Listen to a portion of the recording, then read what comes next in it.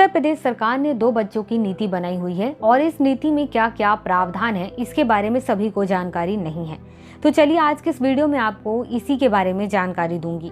सबसे पहले आपको जानकारी देना चाहूंगी कि ये 2 बच्चों की नीति है, इसके लिए 8000 से अधिक जनता के सुझाव लिया गया और उनके सुझाव की समीक्षा की गई। उसके बाद इस विधेयक को तैयार किया गया है।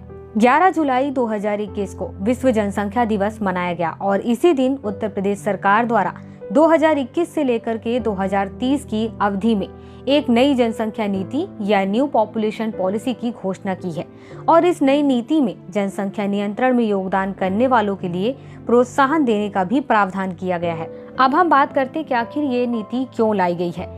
इस नीति को लाने का सबसे पहला उद्देश्य है कि जो कुल प्रजनन दर है उसको कम किया जाए। इसका दूसरा उद्देश्य है कि जो अभी वर्तमान में प्रेजेंट में गर्भ निरोधक यूज होता है उसका जो दर है वो 31.7% है और इसको 2026 तक बढ़ाना है और 45% करना है और 2030 तक इसको 52% करना है। अब तीसरा उद्देश्य है कि जो पुरुष हैं, मेल हैं, वो गर्भ निरोधक तरीकों का जो यूज करते हैं उनकी संख्या अभी 10.8% है और इनकी संख्या बढ़ाना है और बढ़ाकर 2026 तक 15.1% करना है और 2030 तक 16.4% करना है। इसके बाद चौथा उद्देश्य है कि मातृ मृत्यु दर और शिशु मृत्यु दर को कम करना है। अब हम बात करते हैं कि अगर ये नीति फॉलो करता है कोई तो इससे उनको क्या फायदा होगा। सरकार की ओर से जो प्रोत्साहन दिया जाना था वो प्रोत्साहन क्या है। इसका सबसे पहला फायदा ये है कि मान लीजिए कि कुछ जगह कर्मचारी काम कर रहे हैं, उनमें से कुछ कर्मचारी इस नीति को फॉलो करते हैं और कुछ कर्मचारी इस नीति को फॉलो नहीं करते हैं। तो जो कर्मचारी इस नीति को फॉलो करते हैं तो बाकी कर्मचारियों के मुकाबले उनका प्रमोशन जल्दी होगा और उनके वेतन को बढ़ा भी दिया जाएगा और साथ ही उनको और भी जो सुविधाएं दी जाती हैं उन सुविधाओं को बढ़ा दिया जाएगा और भी ज्यादा सुविधाएं दी जाएंगी। अब इसके बाद दूसरा फायदा ये है कि जो लोग पब्लिक सर्वेंट हैं, जिनमें IAS PCS ऑफिसर्स आते हैं, ये लोग अगर इस नीति या पॉलिसी को फॉलो करते हैं तो उनको भी बहुत फायदा होगा। फायदा ये है कि जितना वेतन उनको पूरी सर्विस के दौरान दिया जाएगा तो उनमें से 2 बार जो उनके वेतन होंगे उनको बढ़ा कर दिए जाएंगे।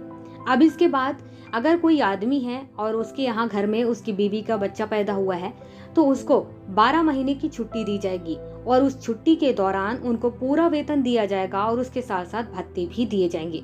अगर वहीं पर वो कोई लेडीज है तो लेडीज पर यही नियम कानून फॉलो होगा, मतलब कि 12 महीने की छुट्टी दी जाएगी और उस छुट्टी के दौरान साथ में वेतन भी पूरा दिया जाएगा और साथ ही भत्ते भी दिए जाएंगे। तीसरा फायदा उन लोगों को है जो लोग गैर सरकारी कर्मचारी हैं। अगर वो लोग पानी के लिए, आवास के लिए या फिर घर बनाने के लिए ऋण लेते हैं तो यहाँ पर वो जो ऋण है उस ऋण में भी उनको कुछ छूट मिलता है।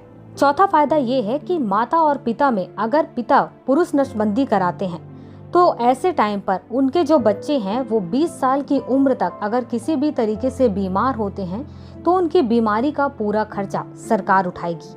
इस कानून के जो प्रावधान हैं वो केवल विवाहित जोड़ों पर लागू होंगे, मतलब कि मैरिड कपल पर, जिसमें लड़के की जो एज है मिनिमम एज 21 ईयर होनी चाहिए और जो लड़की की एज है वो मिनिमम 18 ईयर होनी चाहिए। इसमें दूसरी चीज यह भी बता दिया गया है कि ये सभी को फॉलो करना नहीं है, जिसकी इच्छा हो वो इसे फॉलो करे और जिसकी इच्छा नहीं है वो इसे फॉलो नहीं कर सकता है। इसका मतलब है कि इसे किसी पर जबरदस्ती लागू नहीं किया जा सकता है। दोस्तों, आज की ये वीडियो आपको कैसी लगी मुझे कमेंट के माध्यम से और लाइक के माध्यम से जरूर बताएं। साथ ही जिन स्टूडेंट्स को इस तरीके की इन्फॉर्मेशन की जरूरत है उन तक इस वीडियो को शेयर जरूर करें।